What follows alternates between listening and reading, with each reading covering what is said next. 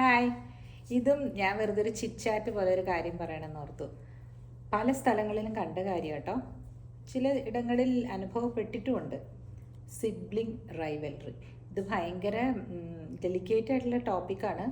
കാരണം ഈ sibling rivalry ഒരു സമയം കഴിഞ്ഞ് കഴിയുമ്പോൾ അഡൾട്ട്ഹുഡിലേക്കും അത് വന്നു കഴിഞ്ഞാൽ കുടുംബങ്ങൾ തകർന്ന് തരിപ്പണാവും, ബന്ധങ്ങൾക്ക് ഒരു വിലയില്ലാണ്ടായിപ്പോവും.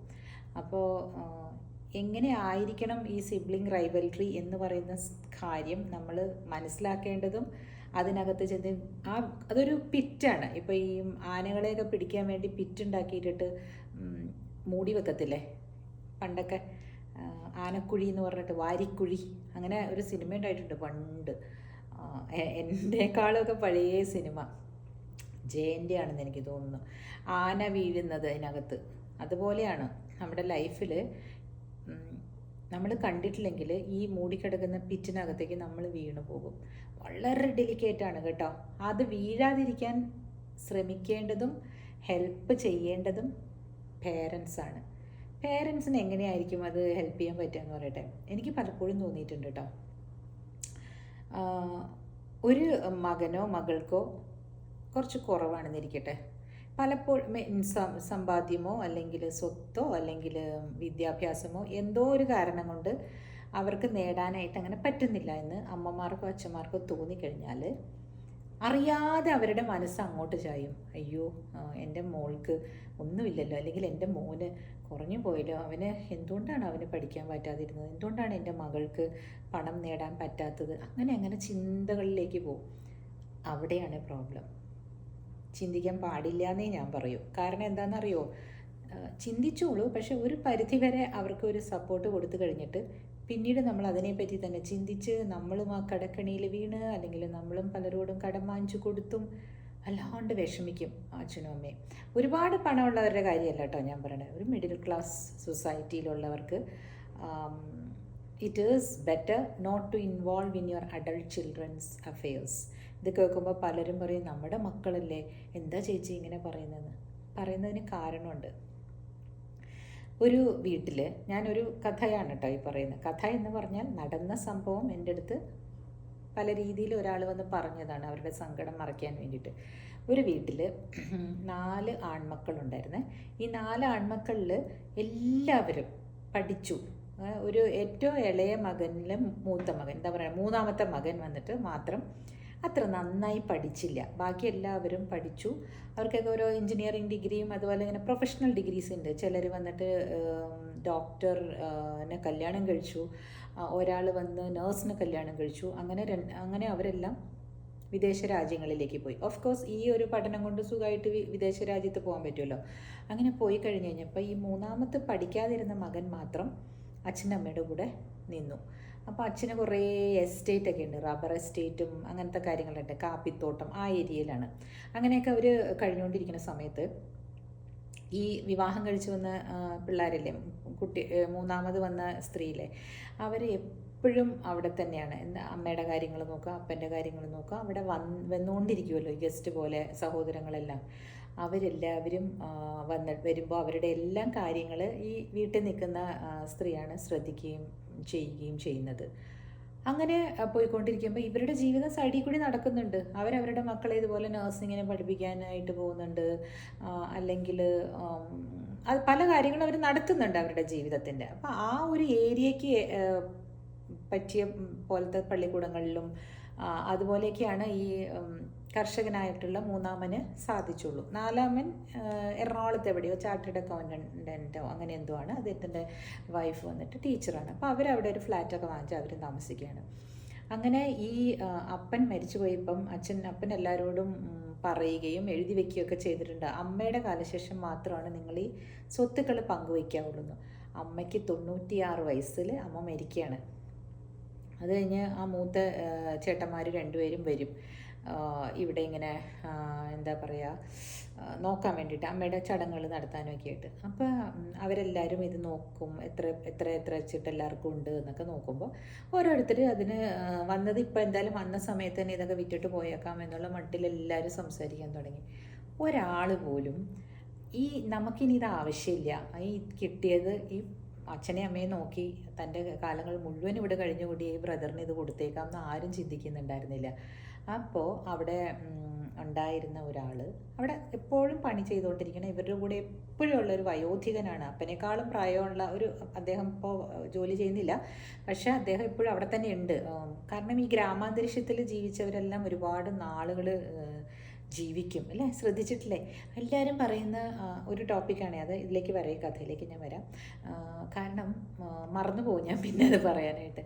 ഗ്രാമത്തിൽ ജീവിച്ച് കഴിഞ്ഞിട്ടുണ്ടെങ്കിൽ എല്ലാം വന്നിട്ട് നേച്ചറിൽ നിന്ന് ഇങ്ങനെ എടുത്തല്ലേ. മാങ്ങയാണെങ്കിൽ ഇങ്ങനെ പൊട്ടിച്ചെടുത്തിട്ടാണ് അവർ ഇടിച്ച് ചമ്മന്തിയാക്കുന്നത് അല്ലേ. ചമ്മന്തിയാക്കി ഉടനെ കഞ്ഞിയുടെ കൂടെ കഴിക്കും. നെല്ലാണെങ്കിൽ അവർ തന്നെ ഉണ്ടാക്കിയതാണ്, അവർക്ക് കഴിക്കാനുള്ളതായതുകൊണ്ട് അവർ അതിനകത്ത് അധികം കീടനാശിനിയോ അങ്ങനെ അധികമൊന്നും ഉപയോഗിച്ച് അമിത ലാഭം ഉണ്ടാക്കാതെ ആണല്ലോ ഉണ്ടാക്കിയെടുക്കുന്നത്. അങ്ങനെ മിക്ക കാര്യങ്ങളും എന്തെടുത്താലും ഉള്ളി, ഉഴുന്ന് അങ്ങനെയുള്ള സാധനങ്ങൾ ഒഴിച്ച് ബാക്കിയെല്ലാം വീട്ടിലുള്ളതാണ്. തേങ്ങ, എണ്ണ അല്ലേ, വെളിച്ചെണ്ണയാണ് അധികം ഉപയോഗിക്കുക എല്ലാവരും.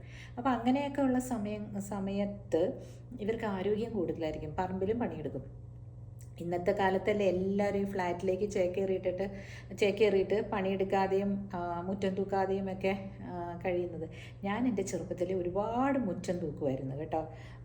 എന്താണോ ഞങ്ങളുടെ വീട്ടിൽ അങ്ങനെ ഇപ്പോൾ മുറ്റം തൂക്കുന്നത് ശരിയല്ല എന്നോ അങ്ങനെ ശരി നിലയും വിലയുള്ളവർ അങ്ങനെയൊന്നും അല്ലായിരുന്നു. അമ്മയും തൂക്കുമായിരുന്നു, നമ്മളെല്ലാവരും. ആളുകൾ വരുന്നുണ്ട്, എന്നാലും ഞാൻ ചെയ്യുമായിരുന്നു അത്. എനിക്കൊരു റൂട്ടീൻ ഒക്കെ ഉണ്ടായിരുന്നു പണ്ട്. 5 മണിക്ക് എഴുന്നേൽക്കുക, പിന്നെ ഇത് മുറ്റമൊക്കെ തൂത്തിട്ട് കുളിച്ചിട്ട് പിന്നെയാണ് കോളേജിലേക്ക് പോകണതൊക്കെ. അന്ന് ഞാൻ ശങ്കര കോളേജിലാണെന്ന് പറഞ്ഞില്ലേ, അപ്പോൾ അവിടെ നിന്ന് അടുത്താണ് അമ്മയുടെ അടുത്ത് പോകാൻ. പിന്നെയാണ് ഞാൻ എറണാകുളത്തേക്ക് പഠിക്കാൻ പോയത്. അപ്പോൾ ഇതൊക്കെ ചെയ്യുമായിരുന്നു. എനിക്ക് തോന്നുന്നു അതൊക്കെ ഒരു വ്യക്തി വികാസത്തിന് ഹെൽപ്പ് ചെയ്തിട്ടുണ്ട് കേട്ടോ, ഒരുപാട് ഹെൽപ്പ് ചെയ്തിട്ടുണ്ട്. പറഞ്ഞു വന്നത് മറ്റേ കഥയിലേക്ക് തന്നെ തിരിച്ചു പോട്ടെ. അപ്പോൾ ആ അങ്കിള് അപ്പാപ്പൻ എന്ന് പറയാം, ഈ മൂത്ത മോനെ വിളിച്ചിട്ട് ചോദിച്ചു, നിനക്ക് എങ്ങനെയാ, സുഖമല്ലേ? ഓ നല്ല സുഖമാണ്, എന്താണ്ട് ചേട്ടാന്നാട്ടാ പറയണേ, എന്തോ പേര് പറഞ്ഞായിരുന്നു. അപ്പോൾ ആ ചേട്ടൻ പറഞ്ഞു, ഇവിടെ എപ്പോഴും ഈ റോയിച്ചനാണ് എല്ലാം ചെയ്യുന്നത്. ഞാൻ പേര് മാറ്റിയാട്ടോ പറയണേ, ഉള്ള ശരിക്കുള്ള പേരല്ല. അപ്പോൾ നിങ്ങൾക്ക് ഇനിയിപ്പോൾ എന്തിനാ മോനെ ഇതൊക്കെ, ഇത് വിറ്റ് അങ്ങോട്ട് കൊണ്ടുപോകാനും ഇതിനൊക്കെ പ്രയാസമല്ലേ, അത് ഈ ഇവിടെ കിടന്ന് കഷ്ടപ്പെട്ട് ഇതുങ്ങൾക്ക് കൊടുത്താൽ അവർക്ക് കുറച്ചും കൂടെ ഒരു നില വർദ്ധിക്കുമല്ലോ എന്ന് പറഞ്ഞു. കാരണം ഇതിൻ്റെ എല്ലാം നോക്കി നടത്തിപ്പം എല്ലാം ചെയ്തുകൊണ്ടിരുന്നത് അനുജനായതുകൊണ്ട് അദ്ദേഹത്തിന് ഒരു വിധത്തിൽ ജീവിതം തള്ളി നീക്കാൻ പറ്റി, കുട്ടികളെ പഠിപ്പിക്കാനും ഒക്കെ സാഹചര്യം ഉണ്ടായി. ഇതെല്ലാം ഒന്നിച്ച് കിടന്നുകൊണ്ട് ഈ സ്വത്ത്. മൂത്ത ചേട്ടൻ കുറച്ച് നേരം ആലോചിച്ചു, എന്നിട്ട് ബാക്കിയുള്ളവരെല്ലാവരെയും വിളിച്ചിട്ട് പറഞ്ഞു, അതിന് ഈ വയോധികൻ വേണ്ടി വന്നു പറയാനായിട്ട്, എൻ്റെ കണ്ണ് തുറന്നിടാ, എടാ നമുക്ക് എന്തിനാണ് ഇത്രയും ഇത്, നമ്മളിനിയിപ്പോൾ അമേരിക്കയിലും അവിടെയൊക്കെ ജർമ്മനിയിൽ ഇവിടെ വരുമ്പോൾ ഇവൻ്റെ വീട്ടിൽ വന്ന് നമുക്ക് താമസിക്കുകയും ചെയ്യാം, എല്ലാം വാങ്ങിച്ചുകൊണ്ട് പോയി എന്ന് പറയാൻ വേണ്ടി എന്തുമാത്രമാണ് അവരൊക്കെ കിടന്ന് ഇവിടെ കഷ്ടപ്പെടുന്നത്. അവരാണെങ്കിൽ ഇതിനകത്ത് അലൈൻഡായി. നമ്മുടെ ഭാര്യയും മക്കളും ഇനി അവിടെ നിന്ന് വരാൻ പോകുന്നില്ല, കാരണം അവരെല്ലാം US പൗരന്മാരാണ്. ഇത്രയും ഡെവലപ്ഡ് ആയിട്ടുള്ളൊരു കൺട്രിയിൽ അവർക്ക് 2-3 വീടുണ്ട്, കൊച്ചുങ്ങളെല്ലാം നല്ല സെറ്റിൽഡാണ് അവിടെ. അപ്പോൾ ആരും അങ്ങനെ വരാൻ പോണില്ല. എപ്പോഴെങ്കിലും ഒന്നിവിടെ കുഴിമാടത്തിൽ വന്നൊരു വിളക്ക് വയ്ക്കണമെങ്കിൽ, ഒരു മെഴുതിരി കത്തിച്ച് പ്രാർത്ഥിക്കണമെങ്കിൽ, അല്ലെങ്കിൽ അപ്പൻ്റെയും അമ്മയുടെയും ഓർമ്മ ദിവസം നമുക്കിവിടെ ഒത്തുകൂടാമെന്ന് പറഞ്ഞു. എല്ലാവരും ചേർന്നിട്ട് ഇളയ അനുജൻ മാത്രം നാട്ടിലുള്ളത് കൊണ്ട് അവനോട് പറഞ്ഞു, നീ ഒരു കാര്യം ചെയ്യൂ, നീ വന്നിട്ട് നിൻ്റെ വിഹിതം നീ വെച്ചോളൂ, കാരണം പക്ഷെ നോക്കി നടത്തിപ്പ് ഇദ്ദേഹത്തിന് കൊടുക്കുക. അയാളോടും പറഞ്ഞു, ഇവർക്ക് അങ്ങനെ ഇതില്ലാത്തതുകൊണ്ട് അവരെന്തെങ്കിലും ഒരു കാലത്ത് അവർക്ക് എറണാകുളത്ത് നിന്ന് വിട്ട് ഇവിടെ വരണമെങ്കിൽ അവർക്കത് വേണം, അതുകൊണ്ട് നിങ്ങളുടെ 2 പേരുടെയും കൂടെ പേരിൽ ബാക്കി 3 പേരുടെയും ഇയാൾക്ക് കൊടുത്തു. എന്ത് നല്ല സഹോദരന്മാരാണല്ലേ. ഞാൻ ആലോചിക്കുകയാണ്, ഈ അപ്പനും അമ്മയും എന്തൊരു സുഹൃതം ചെയ്തവരാ. ഓരോരോ വീടുകളിൽ ഈ സ്വത്തിന് വേണ്ടിയിട്ട് 5 സെൻറ്റും 3 സെൻറ്റും ഒക്കെ ഉള്ളിടത്താണ് ആളുകളിങ്ങനെ പറയുന്നത്, എനിക്ക് വേണം എന്ന് പറഞ്ഞിട്ട്. എന്തുകൊണ്ട് നമുക്ക് ഇങ്ങനെ ചിന്തിച്ചുകൂടാല്ലേ? ആരാണ് ആ അച്ഛനെ അമ്മയും നിന്ന് കഷ്ടപ്പെട്ട് നോക്കുന്നത്? അവർക്ക് വേണ്ടേ ആ അച്ഛൻ്റെയും അമ്മയുടെയും സ്വത്ത് കൊടുക്കാനായിട്ട് അല്ലേ? ആൺമക്കളുമാണ്, അതിനകത്തൊരു പെണ്ണിൻ്റെയും ഒരു പെണ്ണ് പോലും ഇല്ല. എന്താ അവർ കല്യാണം കഴിപ്പിച്ച് വിട്ടപ്പോൾ കുറഞ്ഞു പോയെന്നോ കൊടുത്തെന്നോ ഒന്നും പറയാൻ ഒന്നുമില്ല. ഇന്നത്തെ കാലത്ത് പെൺകുട്ടികൾ സിനിമകളിലെ കഥാപാത്രമില്ലേ, KPSC ലളിതയുടെയും പിന്നെ എന്താ ബാലഗോപാലൻ MA എന്ന് പറഞ്ഞ സിനിമ കണ്ടിട്ടുണ്ടോ നിങ്ങൾ? അയ്യോ, അതിനകത്ത് മോഹൻലാലിന് ഒരു 5-10 സെൻറ്റ് സ്ഥലമുണ്ട്, അതിനകത്ത് കിടന്ന് കടിപിടി കൂടുന്നത് നമ്മുടെ KPSC ലളിത എപ്പോഴും അവിടെ താമസം. കുട്ടികളുടെ ചിലവ്, ഫീസ് എല്ലാം ഇയാളെ കൊണ്ട് നടത്തിക്കുന്ന ഒരു സിനിമ, TP ബാലഗോപാലൻ MA എന്ന് പറഞ്ഞിട്ട്. ആ സിനിമയൊന്ന് കണ്ടു നോക്കുക. അങ്ങനത്തെ KPSC ലളിതമാരുള്ള നാടാണ്, ലളിതമാരുടെ കഥാപാത്രങ്ങളുള്ള നാടാണ് നമ്മുടേത്. പിന്നെ ഉണ്ടല്ലോ ഉർവശിയല്ല, നമ്മുടെ ബിന്ദു പണിക്കർ. ബിന്ദു പണിക്കറിൻ്റെ കഥാപാത്രം ഏത് സിനിമയിലായിരുന്നു? ഇതേപോലെ ഒരു വക്കീലായിട്ട് മോഹൻലാലും ജയറാമും സുകന്യയും നായകന്മാരായിട്ട് മഞ്ജു വാര്യർ യങ്ങായിരുന്നപ്പോഴുള്ളൊരു സിനിമ. നല്ലൊരു ഡാൻസ് ഒക്കെ ഉണ്ട് അതിൽ. ആ സിനിമയിൽ ഇതേപോലെ തന്നെയായിരുന്നു. വക്കീൽ കോട്ട് ഇട്ടെന്ന് പറഞ്ഞിട്ട് ഈ എടാ നമുക്ക് ഇത് കൊണ്ടുവന്ന് ഒന്നിച്ച് കിടക്കണതല്ലേ. അപ്പോൾ ബിന്ദു പണിക്കരുടെ കഥാപാത്രം കുട്ടികളുമായിട്ട് വന്ന് ഓരോന്നോരോന്ന് വാങ്ങിച്ചുകൊണ്ട് പോകുന്നതും, അയ്യോ ഇതൊക്കെ വല്ലാത്തൊരവസ്ഥയാണ് കേട്ടോ. ആങ്ങളമാരുടെ ആണെങ്കിലും എന്തിനാണ് അങ്ങനെ? എന്തൊരു സിസ്റ്റമാണല്ലേ നമ്മുടേത്. നമ്മളുടെ ഇന്ത്യയിൽ മാത്രമേ ഉള്ളൂ എന്നാണ് ഈ സിസ്റ്റം. നമ്മൾ ഇന്ത്യയെ പറ്റി ഒരുപാട് നല്ലത് പറയുകയും നമ്മൾ ഇവിടുത്തെ വ്യവസ്ഥിതിയെ പറ്റി നമ്മൾ പുകഴ്ത്തി സംസാരിക്കുകയൊക്കെ ചെയ്യുമ്പോഴും ഈ ഒരു സിസ്റ്റം വളരെ മോശമല്ലേ എന്ന് ആലോചിച്ച് നോക്ക്. നമുക്ക് ഉണ്ടാക്കാൻ പറ്റിയിട്ടുണ്ടെങ്കിൽ, നമുക്ക് വേറെ എന്തെങ്കിലും ഒരു സ്വത്തും കാര്യങ്ങളൊക്കെ കുറേശ്ശെ നമ്മുടെ കാര്യങ്ങളൊക്കെ നടന്നു പോകുന്നതുണ്ടെങ്കിൽ നമ്മൾ അതുകൊണ്ട് ജീവിക്കുന്നതായിരിക്കും നല്ലത്. ആർക്കാണെങ്കിലും 6 അടി മണ്ണിൻ്റെ ആവശ്യമുള്ളെന്ന് പറയും. ഹിന്ദുക്കൾക്കാണെങ്കിൽ മണ്ണ് പോലും ആവശ്യമില്ല. കുറച്ച് വിറകും ഒരു മാവ് കെട്ടിയ വിറകും കുറച്ച് ചകിരിയും കുറച്ച് വരള്ളിയോ എന്ന് പറയില്ലേ, അതാണ് ഇപ്പോൾ എല്ലാവരും ഉപയോഗിക്കുന്നത്. അല്ലെങ്കിൽ ഇപ്പോൾ ഇലക്ട്രിക് ശ്മശാനമുണ്ട്, ഇത്ര ഒരു കുടത്തിലിങ്ങ് തരും അല്ലേ. അപ്പോൾ നമ്മൾ എൻ്റെ അവസ്ഥയിൽ ഞാൻ സംസാരിക്കുന്നത് ഞാൻ ചെയ്ത കാര്യങ്ങളാണ് കേട്ടോ. നിങ്ങൾ ചെയ്യാതെ ഇരുന്ന് പറയാനായിട്ട് എളുപ്പമാണെന്ന് എല്ലാവരും പറയും. ഞാൻ ചെയ്ത കാര്യങ്ങൾ തന്നെയാണ് ഞാനിവിടെ വന്നിരുന്ന് പറയുന്നത്. സോ എപ്പോഴും സഹോദരങ്ങൾ ആരാണ് കൂടുതൽ ചെയ്യുന്നത് അവരെ നോക്കേണ്ടത് നമ്മുടെ ആവശ്യം തന്നെയാണ്. നമ്മളത് ചെയ്തേ പറ്റുള്ളൂ. കാരണം അവർ പിന്നെ എങ്ങനെ ജീവിക്കും? ആ സഹോദര സ്നേഹം എന്ന് പറയുന്നത് ഈ കാര്യത്തിലൊക്കെയാണ് കാണിക്കേണ്ടത്. സോ അതവിടെ നിൽക്കട്ടെ. സഹോദര സ്നേഹം ഉണ്ടാവണമെങ്കിൽ എന്താണ് വേണ്ടത്? ആ റൈവൽറി ഈ അമ്മയും അച്ഛനും വളർത്താതിരിക്കണം. അവരുടെ വീട്ടിൽ ഭയങ്കര ഇതിൽ അവർ നടക്കുന്നു. അയ്യോ എന്താ ഗമ. മൂത്ത മോൻ്റെ വീട്ടിൽ പോയിട്ട് അമ്മ പറയും, രണ്ടാമത്തെ മോൻ്റെ വീട്ടിൽ ചെന്ന് അമ്മ പറയുന്നതാണ്, അയ്യോ അവളിപ്പോൾ താഴെയൊന്നുമല്ല, ഭയങ്കര ഗമയിലാണ് ജീവിതം. അപ്പോൾ അവിടെ കേൾക്കുന്നവർക്ക് ഒരു ചെറിയ ഒരു കുശുമ്പ് മനുഷ്യനല്ലേ അല്ലേ. അതേപോലെ ആ രണ്ടാമത്തെ മകൻ്റെ വീട്ടിൽ നിന്ന് വന്നിട്ട് അവരുടെയൊക്കെ ഒരു ജീവിതത്തിന് സ്റ്റൈല് കാണണം കേട്ടോ, നമ്മളൊക്കെ ഒന്നുമല്ല ഇപ്പോൾ, അയ്യോ അതാ ഇങ്ങനെ അങ്ങനെ എന്നൊക്കെ പറയും. അവിടെയും ഒരു വിത്തിട്ടു. അല്ലെങ്കിൽ ഒരു മകളുണ്ടെങ്കിൽ ആ മകൾ വരുമ്പോൾ ഇവരെ പറ്റി പൊങ്ങച്ചം പറയുക, എന്നിട്ട് പറയുക താഴെയും അല്ല നിൽക്കുന്നത്, എന്തോ ചെയ്യാനാ ഇങ്ങനെ പറയും. എന്തിനാ ഇത്? ആ വീടുകളെല്ലാം നിങ്ങളുടെ സ്വന്തമല്ലേ, നിങ്ങളുടെ മക്കളല്ലേ അവരെല്ലാവരും. അപ്പോൾ അവരെ നമ്മൾ എങ്ങനെയാണ് നമ്മൾ അവരെ ഒന്നിച്ചു കൊണ്ടുപോകേണ്ടതെന്നല്ലേ ആലോചിക്കേണ്ടത്. എന്തെങ്കിലും ഒരു അബദ്ധത്തിൽ ആരെങ്കിലും ഒരു മരുമകളോ മകളോ എന്തെങ്കിലും ഒരു ചെറുതായിട്ടൊന്ന് പറഞ്ഞു കഴിഞ്ഞാൽ അത് അപ്പം തന്നെ മറ്റുള്ളവരുടെ കാതിൽ കൊടുക്കാതിരിക്കേണ്ടത് ആരാണ്? അച്ഛനായാലും അമ്മയായാലും അവർ രണ്ടുപേരുമാണ് ശ്രദ്ധിക്കേണ്ടത്. ഒരു മകൻ അറിയാതെ ദേഷ്യത്തിന് ചിലപ്പോൾ പെങ്ങളെ പറ്റി എന്തെങ്കിലും പറഞ്ഞു പോയിട്ടുണ്ടെങ്കിൽ അപ്പം തന്നെ അത് പറയേണ്ട ആവശ്യമില്ല. അമ്മമാരോടല്ലേ ആൺമക്കളാണെങ്കിലും പെൺമക്കളാണെങ്കിലും എന്തെങ്കിലുമൊക്കെ പറയുക. അപ്പോൾ സിബ്ലിംഗ് റൈവൽറി ഉണ്ടാക്കി പുഷ്ടിപ്പിച്ച് എടുത്ത് ഡിവൈഡ് ആൻഡ് റൂൾ എന്ന് പറയുന്ന പോളിസിയുള്ള ആളുകളും ഉണ്ട്. അപ്പോൾ ഓരോരുത്തരും ഈ അമ്മയെ സ്നേഹം പിടിച്ചു പറ്റാൻ വേണ്ടി ഇന്ന് അമ്മ ഇതിരിക്കട്ടെ എന്ന് പറഞ്ഞ് ഓരോരുത്തരും വാങ്ങിച്ചു കൊടുക്കുമെന്ന് പറയുന്നത്. ഞാൻ എൻ്റെ അനുഭവം പറയാം കേട്ടോ. ഞാനൊന്നും പ്രതീക്ഷിച്ചിട്ടല്ല ആർക്കും ഒന്നും വാങ്ങിച്ചു കൊടുത്തുകൊണ്ടിരിക്കുന്നത്, അല്ലെങ്കിൽ കൊടുക്കാറുള്ളതും എനിക്ക് ആരും ഒന്നും വാങ്ങിച്ചു തന്നിട്ടില്ല. എൻ്റെ വിവാഹത്തിന് ശേഷം ഒന്നും തന്നെ വാങ്ങിച്ചു തന്നിട്ടില്ല. ബ്രദറിൻ്റെ വിവാഹത്തിന് എൻ്റെ അമ്മ വാങ്ങിച്ചു തന്നിട്ടുണ്ട്, ബ്രദർ വാങ്ങിച്ചു തന്നിട്ടുണ്ട് ഒരു പ്രാവശ്യം. അല്ലാതെ പിന്നെ ഞാൻ തന്നെ അത് ചെയ്തു. അങ്ങോട്ടും ഇങ്ങോട്ടും വാങ്ങിച്ചു കൊടുക്കുകയും പിടിക്കുകയൊക്കെ ചെയ്യുമ്പോൾ കുറ്റങ്ങളും കുറവുകളും എല്ലാം ഉണ്ടാവും. എൻ്റെ ചോയ്സ് ആയിരിക്കില്ല അവരുടെ. അപ്പോൾ ഇതാണോ അങ്ങനെ, അതുകൊണ്ട് കൊടുക്കണ്ട, ഇല്ലെങ്കിൽ ഇല്ല, അത്രയേ ഉള്ളൂ. അഥവാ അങ്ങനെ വാങ്ങിക്കണം എന്നുണ്ടെങ്കിൽ എനിക്ക് തന്നേ ഒക്കെ ഉള്ളൂ എന്നാണെങ്കിൽ അവരെയും കൊണ്ടുപോയി വാങ്ങിച്ചു കൊടുക്കുക. അതാണ് എൻ്റെ പോളിസി. പിന്നെ ഇപ്പോൾ പ്രായമായ അച്ഛനമ്മമാരൊക്കെ ആണെങ്കിൽ അവർക്ക് ഇഷ്ടം ഉണ്ടാവില്ല കടയിൽ വന്ന് ഇതൊക്കെ സെലക്ട് ചെയ്യാനൊക്കെ. അപ്പം നിങ്ങൾ വാങ്ങിച്ചാൽ മതി എന്ന് പറയുമ്പോൾ അവരുടെ ചോയ്സ് നമ്മൾ കണ്ട് മനസ്സിലാക്കിയിട്ട് അതുപോലത്തെ വാങ്ങിച്ചു കൊടുത്ത് നോക്കൂ, ഭയങ്കര സന്തോഷമായിരിക്കും. എൻ്റെ മദറിലൊക്കെ ഞാൻ അങ്ങനെ വാങ്ങിച്ചു കൊടുത്തിട്ടുണ്ട് കേട്ടോ. സന്തോഷമാണ് പുള്ളിക്കാരത്തേക്ക്. ലൈക്ക് ഞാൻ ഒരുപാട് എഫേർട്ട് എടുത്തൊക്കെ ചെയ്തിട്ടുണ്ട് കാര്യങ്ങൾ.